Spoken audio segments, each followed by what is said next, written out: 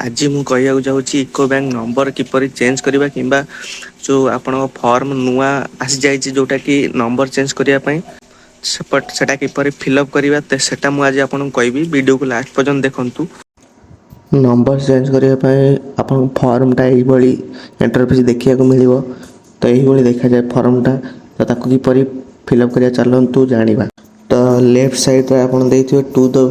Branch manager इको bank से जो डैश देती से लिखा हे आपण जो ब्रांचटा से लिखा जपरी आमर ब्रांच हो अब्दुलपुर तो से अब्दुलपुर लिखा हे तापर अकाउंट नंबर तले अकाउंट नंबर लिखा हे नेम रे आपण ना लिखा हे मोबाइल नंबर लिखिए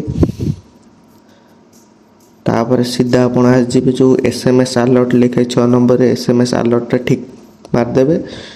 तापर हूँ तले जो मोबाइल नंबर है सेठी आप नुआ मोबाइल नंबरटा लिखिए तापर एबे राइट साइड को पलि आसवा न्यू मोबाइल नंबर लिखाई देखो नुआ आप जहाँ रखा चाहते लिखिदेवे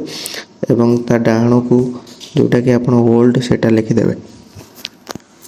यहाँ सीधा पलि आसतु जोटा 16 number signature of the customer signature मारिबे नेम आ एड्रेस लिखिए एतिकी आप फिलअप करके देदेवे बैंक रे तो आपणकर नंबर चेंज हो।